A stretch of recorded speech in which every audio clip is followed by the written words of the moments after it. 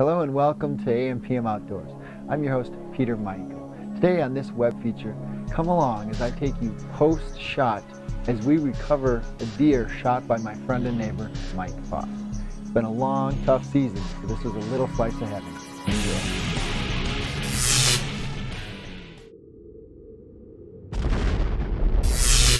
This season was a tough one. I've been hunting all week, and my neighbor Mike gives me a call, says I got one down. Can you come help me out? And at that point, I was ready to get out in the woods to do something other than just watching deer I didn't want to shoot. Hey folks, it's late season here in northern Wisconsin, and it's been a tough season for everyone here, especially here at AM/PM Outdoors.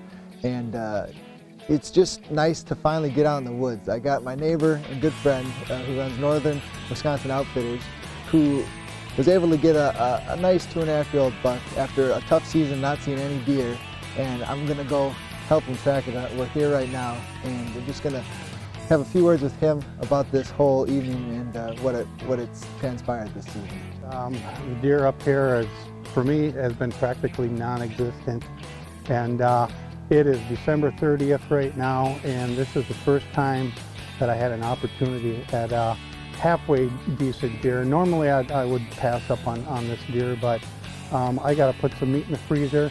It's the last day for me to hunt. I shot a doe in the morning, and this guy, believe it or not, came through. Don't get me wrong, believe it or not, there's some really nice bucks that I've been catching on my Cuddeback trail cameras, but a lot of it has been a lot of nighttime activity and stuff. Now, if it wasn't for our trail cameras, it seemed like there were no deer in the area, but we got a lot of nice bucks on camera and just a lot of deer in movement. And even though I was able to see a few nice ones while I was out, there just wasn't a whole lot of movement going on.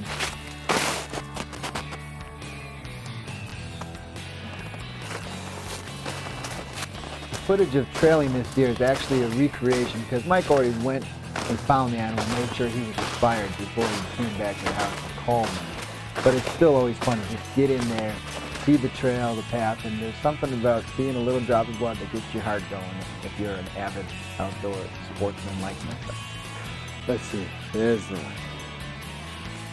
There he is. When he was up there, I could see his head move, so I knocked another arrow, and just in case. And by the time I did get down to him, he expired.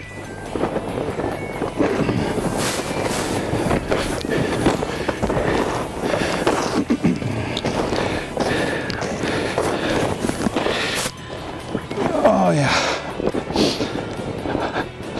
Well, here he is. He's not the biggest buck, of course, that I ever shot, but all season long, you know, getting some really nice Cuddeback pictures of some decent bucks, some really nice shooter bucks, and trying to hunt them. And then this great big snowstorm came in December, Christmas Eve, I believe it was. I got stuck up here, and then it rained out, a real bad crust.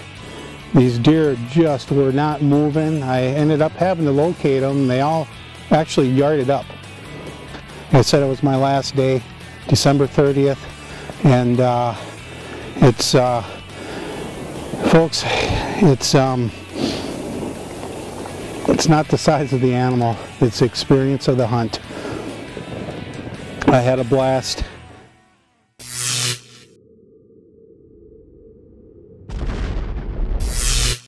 So there you have it, a nice 2.5-year-old buck down here in northern Wisconsin. And while we didn't get it on film, I just got to get out and get some footage and just show you that we do shoot some deer up here.